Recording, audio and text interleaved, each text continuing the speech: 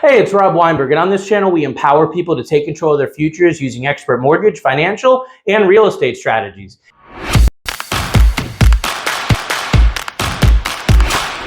If it's your first time here, hit that subscribe button, and don't forget to smash the bell so you get notified on the new content we're putting out every single week. In our lesson today, we're going to talk about credit score secrets and maximizing your credit score to get ready to get a mortgage. So what is the significance of credit score in the mortgage process? Why do we even need to deal with this? Well, many decades ago, mortgage companies and lenders in general decided to use the FICO score in order to grade applicants. So this FICO score is going to grade you on how likely you are to repay a new loan that's taken out.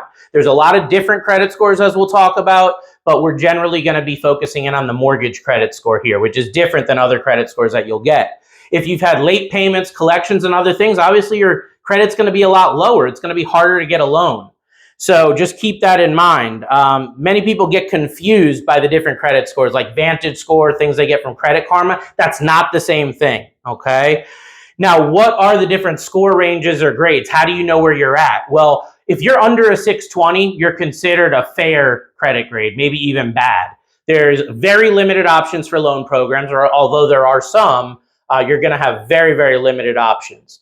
Once you're in that 620 to 680 range, I would consider you at a good range. So, 620 probably puts you around a C, whereas 680 probably puts you around a solid B to B minus, okay? Then when we get up to 680 to 720, I consider that very good. And above 720 puts you in excellent. And if you really want to go for the stars, over 760 is really going to be that amazing credit where you're at the top of the top, okay? So those are the different grades.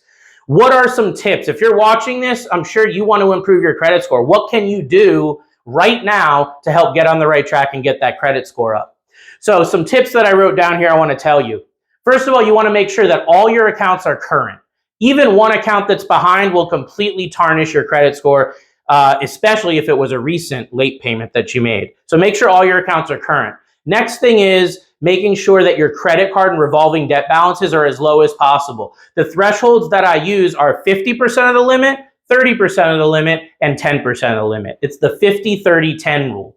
So what you want to do is look at the credit limit for each credit card individually, and then get the balance down below 50, 30, and 10. Those are your goals. So if you have a $1,000 credit card with an $800 balance, your first goal is to get to 50% of the limit. That'd be $500. Next goal is to get to 30% of the limit, $300. And lastly, to maximize that score, 10% of the limit will get you the maximum points. That's where you want to be. So look at that on an individual basis for all your credit cards, because that's one of the quickest ways to get that score up. Next thing you want to do is avoid new credit inquiries. I know there's a lot of advertising and marketing out there to get you to take out new credit cards, new loans, autos, etc. You don't want to do any of that within 4 to 6 months, generally, of taking a mortgage. It's not that it completely ruins your chances. It's more that inquiries can have an impact on your credit score. And the more recent those inquiries are, the more they can have an impact, specifically if you got an auto loan or a recent credit card. So generally try to keep those as far away from the timeline of that you're getting a mortgage to get that score as high as possible. You want to get a copy of your credit reports using annualcreditreport.com. If you're not already in discussion with a mortgage advisor who's guiding you, get that free report from annualcreditreport.com. That's the only website I recommend. It's completely free, and you can get one report free per year per credit bureau. So there's 3 credit bureaus. You can get one per year free for each. So you could generally get every 4 months a new free credit report from annualcreditreport.com. It will not show you your credit score if you don't pay a fee. I wouldn't recommend paying that fee, because the score they give you may not even be the same score a mortgage lender would actually use. So avoid or keep getting those credit reports and make sure everything is updated on those credit reports and that it's accurate as well. Get those errors corrected so when you go to apply for the mortgage, everything is above board and you know where it's at.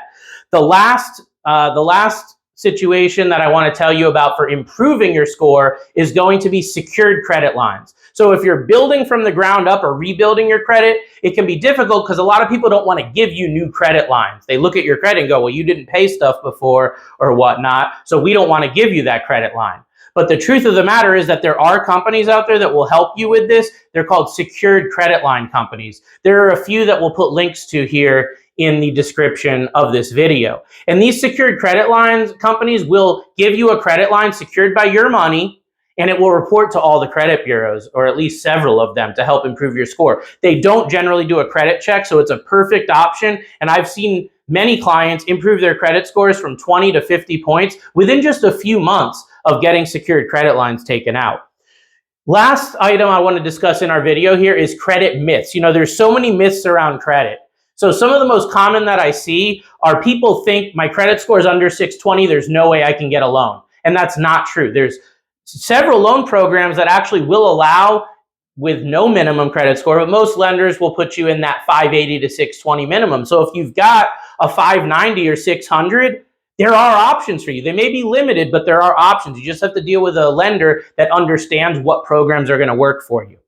Next myth is thinking that a recent bankruptcy or foreclosure will disqualify you from a mortgage. There are different mortgages, both government-backed as well as non-QM or non-qualified mortgages, that only require a couple years, even 2-3 years, since a credit event, like a foreclosure, bankruptcy, or a short sale. So don't think just because you had one a couple years ago, you're out of the game. Just again, get with the lender that knows how to navigate the programs and put you in the right one. And then once you meet the seasoning requirements and you've met that guideline for a more long-term conventional mortgage, then you can refinance into that. Okay, so that's something that you want to keep in mind. Paying and closing unused credit card accounts is something you do not want to do. A lot of people make this mistake. They go and pay off a card and then they close it out thinking it'll help their credit. It actually hurts their credit. So you want to leave those accounts open with a 0 or very low balance to maximize your score. And the last myth here I'm going to talk about is paying collections off that are on your credit. People think, oh, I'll just pay it off and it'll help my credit. And in almost all instances, it actually hurts your credit when you go and pay off a collection. The only reason it wouldn't hurt your credit is if you're in a position where you do a pay for deletion. Look that up, pay for deletion. It's when you get a letter from the creditor stating that they will delete it from all 3 credit bureaus when you pay them a certain amount of money. When you have that letter, if they don't delete it, then we can take that to the credit bureau as proof that they should have and get it manually deleted. So those are the credit myths that I want to discuss. Hopefully you found value in our Credit Score Secrets whiteboard episode here today. I am licensed in Connecticut, Massachusetts, and Florida, and I offer personal one-on-one consults. So if you or someone you know is looking to buy or refinance in any of those states, reach out to me, 860-413-3938. I hope this helps, and as always, we'll see you on the next episode. Take care now.